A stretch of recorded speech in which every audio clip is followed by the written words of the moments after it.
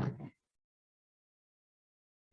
everyone. This is a realm on medical provider workforce shortage and ways to address it. This realm was created by Braxton, Connor, Krista, George, and Rati. The objectives for this realm are first to quantify the upcoming physician shortage, as well as identify factors that are contributing to this physician shortage. Our second objective is to identify and describe the problems in recruiting young physicians to rural areas. Our third objective is to identify key drivers that contribute to impaired medical student well-being and lack of physician retention, and to differentiate amongst them given case scenarios. A fourth objective is to examine and judge potential legislative efforts to mitigate the worsening physician shortage. Our last objective for this module is to examine factors that impact how the physician shortage may be underestimated. The vital threads that we are touching upon in this realm are interprofessional education, social determinants and health disparities, healthcare systems, healthcare economics and reimbursement, and quality improvement and patient safety. This is a list of realms that were used to create this module, and these realms can all be looked at for supplemental information and will be cited internally within this. So this is the American physician shortage. According to data published by the AAMC, the US is projected to have a shortage of primary care and specialty physicians between 37,800 and 124,000 by the year 2034. While this is happening, the US population is expected to grow by over 30 million people, especially with an increase in those above the age of 65. 2 out of every 5 physicians will be over the age of 65 in the next 10 years. Here is a graphic on the right that demonstrates the physician shortage from over here in 2019 up to here projected in 2034. In addition to the physician shortage that was demonstrated before, the rural and minority communities will be most impacted by these shortages, as these are populations that already face further barriers with their access to healthcare, and this will add yet another one to that list. And the physician shortage is problematic for most fields, but is especially a challenge for primary care. The COVID-19 pandemic is expected to accelerate the discrepancy between the supply of physicians and the demand of healthcare needs in the United States. COVID has both short and long-term consequences, but are not limited to training disruptions such as cancellation of clinical rotations and changing curriculums, early burnout leading to cutting back hours or early retirement, changes in licensure and reimbursement strategies, increases in the use of telehealth, economic burden on private practices, increase in demand of healthcare, female physicians being disproportionately utilized for childcare, and an increase in specialties such as infectious disease over primary care physicians.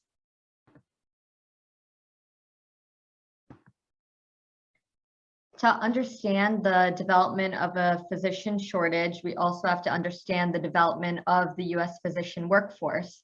This is a graphic that shows the steps to becoming a thriving physician, starting with recruitment to medical school, going on to residency, and eventually practicing. It's important to understand that to address the physician shortage, we have to address all of these steps along the way and the factors that contribute to optimal training settings, as well as retention, inclusion, and well-being of these medical students, residents, and physicians as well.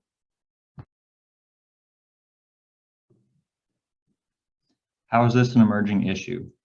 So this has already been touched on, but the population of those who are estimated to be 75 or older is expected to increase by 74% when compared to the 2019 population, On average, this group has been shown to have the most healthcare utilization when compared to the younger populations. And in addition, providers in this category are set to retire without a balanced number of replacements.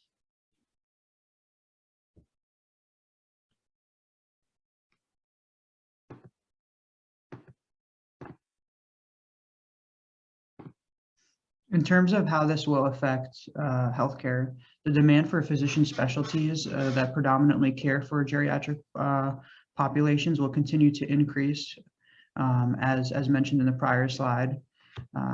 Furthermore, the implications and equitable distribution of the physician shortage have been modeled by the AMC. You know, as of 2019, non-Caucasian populations accounted for over 60% of the physician demand. And with current models, by 2034, the change in physician demand will grow by over 184,000 physicians. And this is in the landscape of increased physician burnout, earlier retirement, and urban redistribution. Across specialties, the physician shortage is expected to affect surgical subspecialties the most, with a predicted shortage of 30,000 physicians by 2030.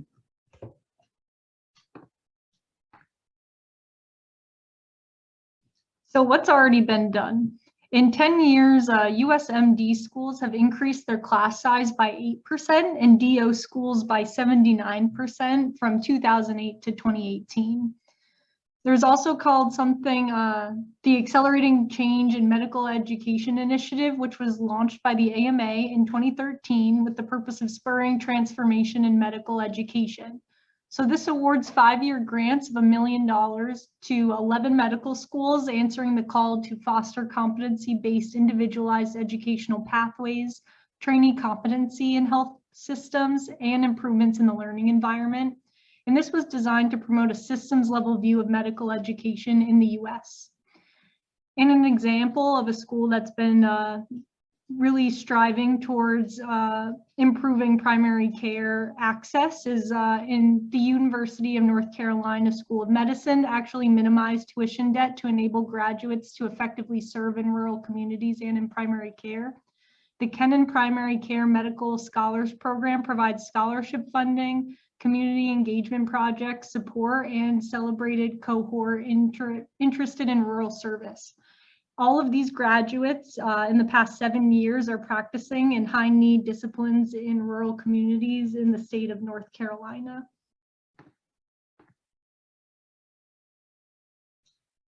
In 2009, the Alliance for Academic Internal Medicine recommended 3 things. They recommended increasing the number of Medicare-funded residency positions in primary care specialties, specifically in locations in most need of additional healthcare personnel. Their second recommendation was enhancing the attractiveness of primary care careers by altering the physician reimbursement system, which is now focused on procedure-based reimbursements. They also wanted to increase job satisfaction for current and future primary care practitioners by providing incentives for geographic distribution of primary care physicians in areas of greatest need. And their third recommendation was increasing efficiency in healthcare delivery systems through the use of electronic health records and other healthcare technology. So what they've been doing since then, the AAMC has advocated for an additional 5,000 positions annually over 4 years of training in response to its own recommendation to increase medical school class size by 30%. Today's system proves lucrative for procedure-based specialties, while primary care and cognitive specialties are inadequately reimbursed for time spent delivering comprehensive patient care. The Medicare Payment Advisory Commission has made this recommendation to Congress, along with recommendations to increase Medicare payments for primary care services and establishing a medical home pilot project through Medicare. And finally, many states, including Yukon, have introduced Epic as an electronic health record, which has increased access through multiple disciplines. So now we're going to touch on some of the practice recommendations that we have formed based on the realms and based on some of our own learning. So our first recommendation is that we believe that medical schools should actively recruit a diverse student body from broad backgrounds, which also reflects the populations which future future physicians will serve. So we think it's really important. Some of the studies have shown that racial concordance improves patient satisfaction, plan adherence, and overall health outcomes. So that is to mean that if a patient recognizes a physician as someone more similar to them, they will in turn be more likely to follow the physician's recommendations and follow the plan that they make with the physician. So based on the increasing diversity that we see in our patients, we believe that physicians should be reflected in that. Examples of how this might be achieved of increasing medical student diversity might include a more holistic admission processes that veers away towards just using scores and more towards past experiences. Multiple mini interviews have started to be unveiled in certain medical schools. So that's another way that this can be achieved. Also helping to standardize both interviews and those who are interviewing the students for implicit bias.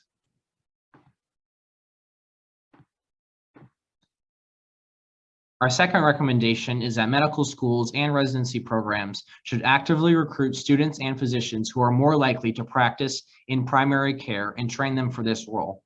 The rationale behind this being that if students and physicians are already interested in this pathway, why not accelerate the process, get them more in the environments that they will be likely to train in the future, such as community-based offices, and get them more used to the skills and practices that they will be using in the future.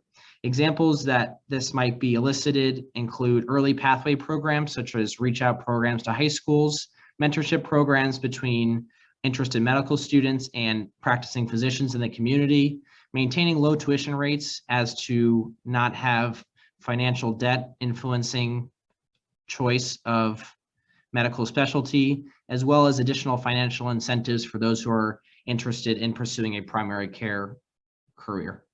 The third recommendation is that medical professionals should be offered free resources to help prevent burnout at all stages of training and practice, including reduced work hours, formation of unions, and mental health resources.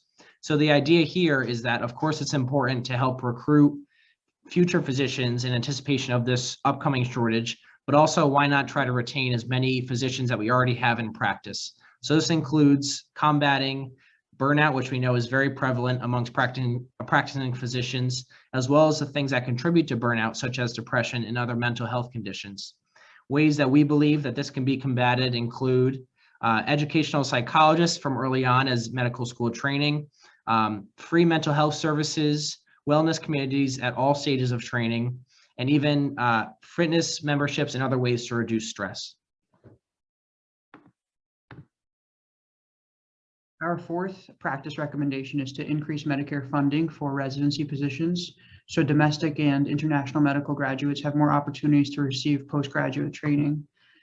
This has already taken effect in the US. There are evolving efforts to increase funding for residency positions. Two examples include the Opioid Workforce Act of 2021, as well as the Substance Use Disorder Workforce Act, which together add another 1,000 residency positions to the yearly pool.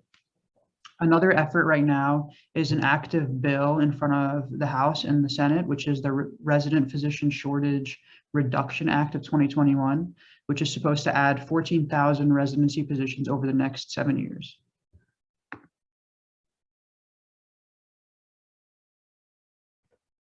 So in conclusion, the physician shortage will disproportionately affect the rural and elderly populations.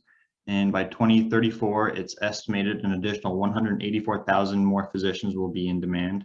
The COVID-19 pandemic accelerated the need for increased healthcare while emphasizing the physician shortage and effects of training disruptions and burnout.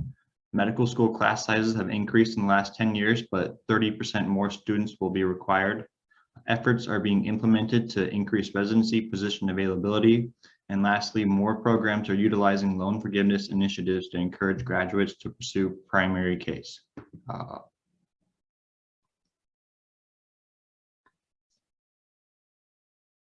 These are our references if you want to dive into any more detail. Thank you. I hope you guys were able to learn a few things from our presentation.